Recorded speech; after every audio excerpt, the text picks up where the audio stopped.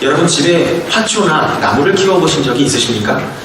교회에 있는 저의 사무실 앞에도 나무가 있습니다. 화초도 있습니다.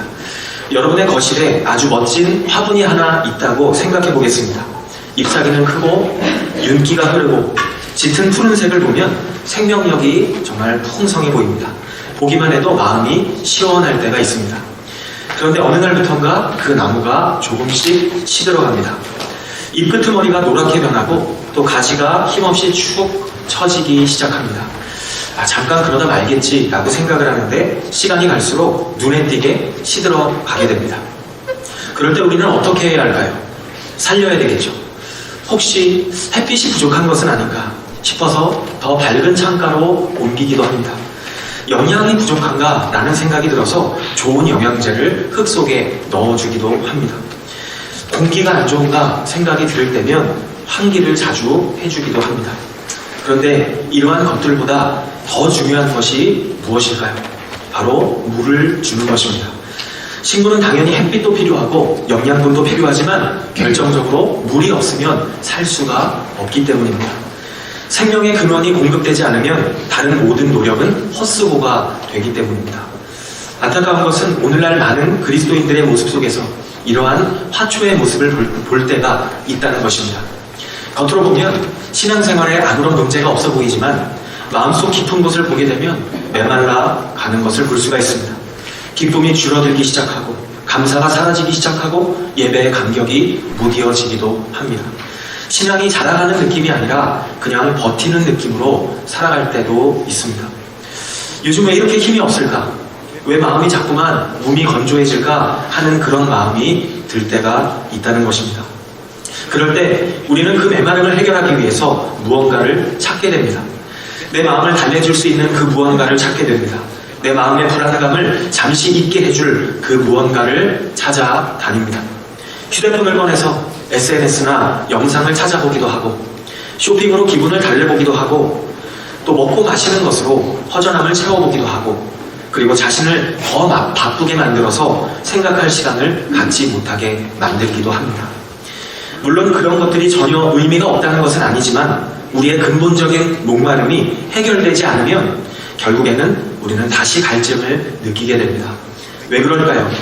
물이 없기 때문입니다. 생명의 근원이 우리 안에 공급되지 않기 때문에 그렇습니다. 오늘 본문이 기록된 골로새 교회의 성도들도 이와 비슷한 상황 속에 있었다는 것을 알 수 있습니다. 그들 주변에는 거짓된 가르침이 있었습니다.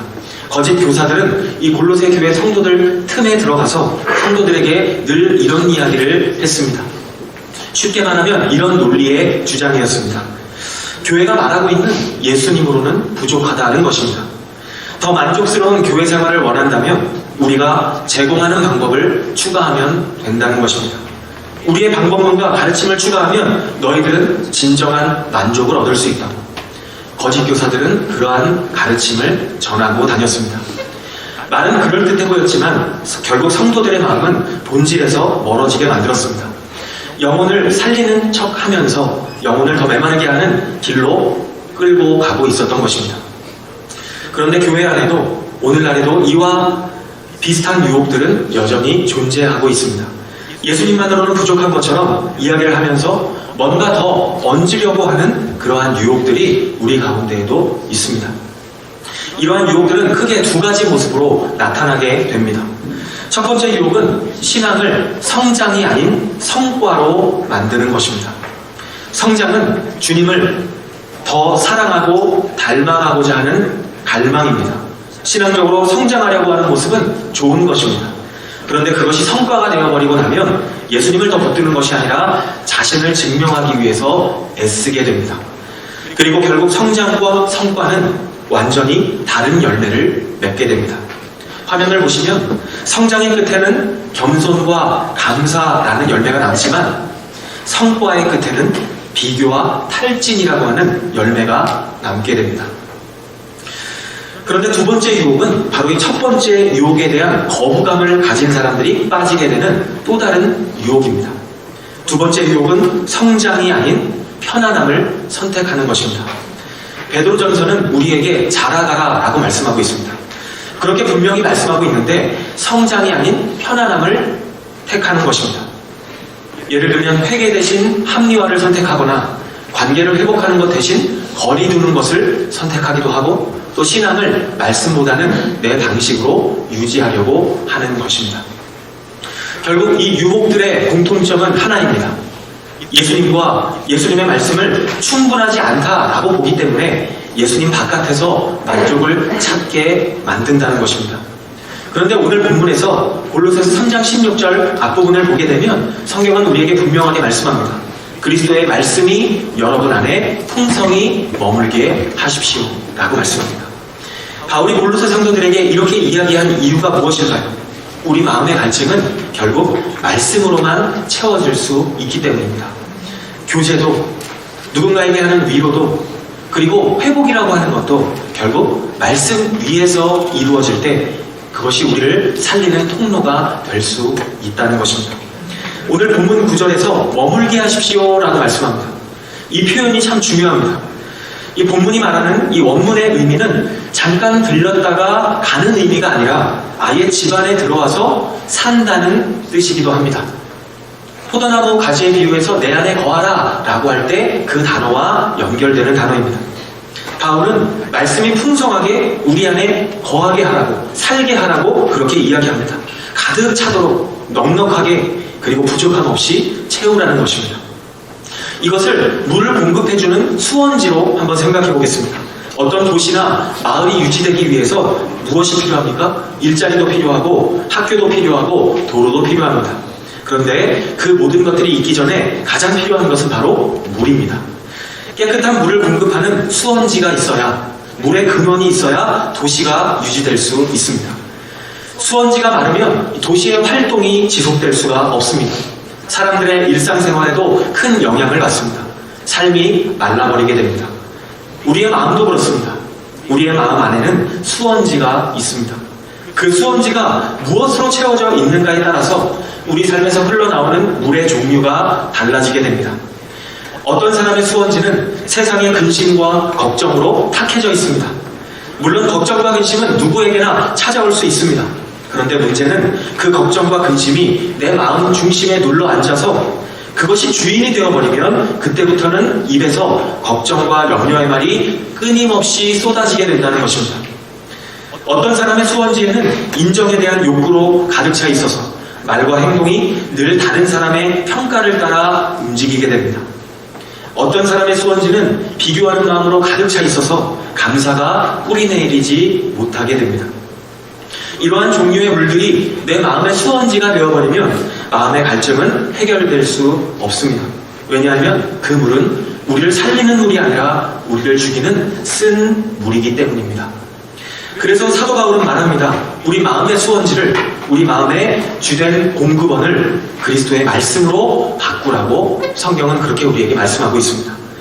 그러면서 그리스도의 말씀이 우리 마음의 수원지가 되었을 때 자연스럽게 맺히게 되는 세 가지 열매를 이야기하고 있습니다. 첫 번째는 관계의 변화입니다. 그리고 두 번째는 예배의 회복입니다. 그리고 세 번째는 인격의 변화를 이야기합니다. 오늘 본문을 개역개정판 성경으로 보면 이렇게 말씀하고 있습니다. 화면에도 나와 있지만 개역개정판 성경을 보시면 그리스도의 말씀이 너희 속에 풍성히 거하여 라고 이야기합니다. 문장이 끊어지지 않죠. 그리스도의 말씀이 우리 안에 풍성히 거해야 라는 의미이기도 합니다. 그래야 뒤에 있는 결과들이 나온다는 말씀이기도 하죠. 여기서 풍성하다라는 단어의 어근이 또 성경에 어디에 본문에 사용됐는지를 찾아보니까 마태복음 14장 20절에 보니까 오병이어 사건에서 오병이어 사건 이후에 5,000명이 먹고 12바구니에 가득 찼다라고 하는 이 가득 찼다는 표현이 바로 풍성이 거한다라고 할 때 풍성하다라는 뜻과 같은 어근을 가진 단어입니다. 음식이 충분한 것을 넘어서 남아 도는 것처럼 흘러 넘치는 상태를 이야기하고 있습니다. 말씀이 그렇게 우리 안에 풍성하게 채워지게 되면 첫 번째로 어떠한 일이 일어나게 된다고 말씀합니까? 골로새서 3장 16절 우리말 성경을 보면 이렇게 말씀합니다. 모든 지혜로 서로 가르치고 권면하게 된다고 말씀합니다. 말씀이 우리 안에 풍성하게 채워지게 되면 그 말씀이 흘러 넘쳐서 우리 주위로 흘러가게 되어 있고 그 흘러 넘침이 공동체와 우리 서로서로의 삶을 살린다는 것입니다. 여기서 초점은 서로라고 하는 단어입니다. 말씀이 풍성한 사람은 혼자서만 은혜를 받는 것에서 끝나지 않습니다. 말씀이 풍성한 공동체는 대화가 달라지게 되어 있습니다. 말씀이 부족한 공동체의 대화는 대체적으로 어떠한 방향으로 갑니까? 세상 이야기, 다른 사람의 이야기, 그리고 불평과 원망이 대화의 중심이 되기가 쉽습니다. 듣고 나면 마음이 가벼워지는 것이 아니라 더 무거워질 때가 있습니다. 그런데 말씀이 풍성한 공동체는 다릅니다. 말씀이 대화를 이끌어가기 시작합니다. 말씀이 우리의 대화의 방향을 잡아주기 시작합니다. 말씀이 그리고 서로서로를 세워주기 시작하게 됩니다. 서로 가르치고 라고 하는 이 표현은 목회자만 하는 일을 이야기하고 있지 않습니다. 목회자만 하는 일을 말하는 것이 아니죠.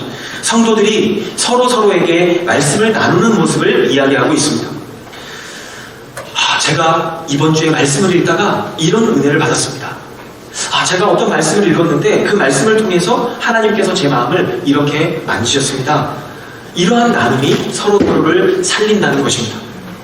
이것은 지식을 자랑하는 것이 아니라 사랑하는 사람에게 생명을 나누어 주는 것입니다.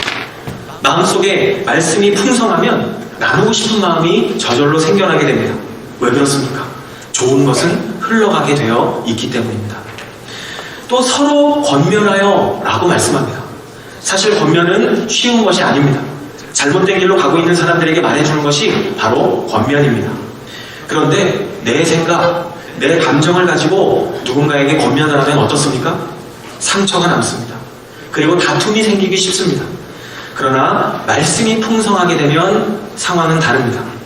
모든 지혜로 권면할 수 있다고 성경은 말씀합니다. 내 기준이 아니라 하나님의 지혜로 말할 수 있게 된다는 것입니다. 형제님, 그 선택을 하나님의 말씀에 비추어 보니까 조금 위험한 것처럼 보이는데요. 함께 기도해보면 어떨까요? 자매님, 요즘 마음이 많이 지쳐 보이는데 하나님께서 우리에게 주신 이 약속의 말씀을 함께 붙잡았으면 좋겠는데 어떨까요? 여러분, 이것이 바로 말씀이 풍성한 공동체의 모습인 것입니다. 이것이 서로가 서로를 붙잡아주는 교회의 모습입니다. 우리의 가정은 어떻습니까? 우리의 소그룹은 어떻습니까? 우리들의 만남은 서로를 세워가고 있습니까? 말씀이 풍성하게 흘러가는 공동체가 되기를 원한다면 바울이 말한 이 방법은 오직 한 가지입니다. 바로 내 안에 말씀이 풍성하게 머물게 하면 되는 것입니다. 두 번째로 바울은 말씀이 풍성할 때 예배가 살아난다고 이야기합니다. 본문에 보면 시와 찬미와 신령한 노래를 부르며 라고 말씀합니다. 찬양은 억지로 만드는 것이 아니라 말씀에 대한 자연스러운 반응에서 나오는 것입니다. 말씀이 내 안에 풍성하게 거하게 되면 하나님의 어떤 분이신지가 더 분명해지게 됩니다.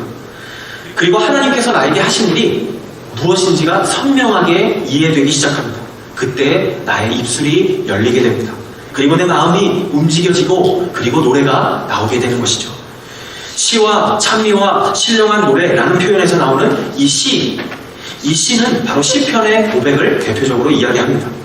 시편의 내용을 보면 어떻습니까? 기쁠 때만이 아니라 슬플 때에도 고통 속에서도 하나님을 붙잡고 있는 그런 고백을 우리는 볼 수가 있습니다. 그리고 시와 찬미라고 할 때 이 찬미는 바로 구원의 은혜를 높여드리는 찬양을 이야기합니다.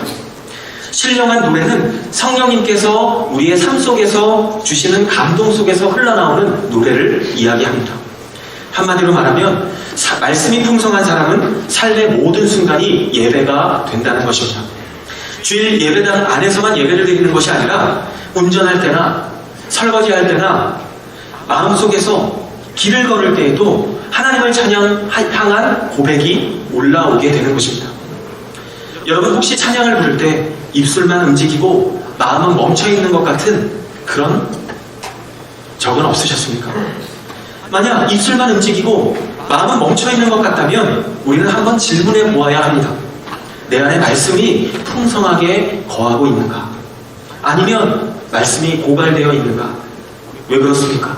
찬양의 이 불길은 말씀의 기름에서 타오르기 때문입니다. 세 번째로 바울은 말씀이 풍성할 때 감사의 사람이 된다고 이야기합니다. 하나님께 감사하는 마음으로 찬양하십시오 라고 말씀합니다. 감사는 상황이 좋을 때에만 나오는 것이 아니라 나의 시선이 바뀌게 될 때 나오게 됩니다. 말씀이 풍성한 사람은 시선이 상황에만 묶여있지 않습니다. 어떠한 상황에서도 예수님을 바라보고, 그리고 십자가를 바라보고, 그리고 하나님의 은혜를 바라보고 있기 때문에 상황에 쉽게 흔들리지 않습니다. 그러나 말씀이 부족한 사람은 쉽게 원망하고 다른 사람과 비교하게 됩니다. 마음속에서 큰 감정의 기복을 경험하게 됩니다. 그러나 말씀이 풍성하면 그 사람의 중심은 흔들리지 않고 서 있을 수 있게 됩니다. 내가 얼마나 큰 죄인이었는지, 그런데도 그런 나를 하나님께서 붙드셨다는 그런 사실과, 또 예수님께서 나를 위해서 큰 값을 십자가 위에서 치르셨다고 하는 그 사실, 그리고 예수님 때문에 나에게 영원한 생명이 주어졌다고 하는 그 사실이 내 마음속을 채워가면서 마음속에서 감사가 저절로 솟아나오게 됩니다.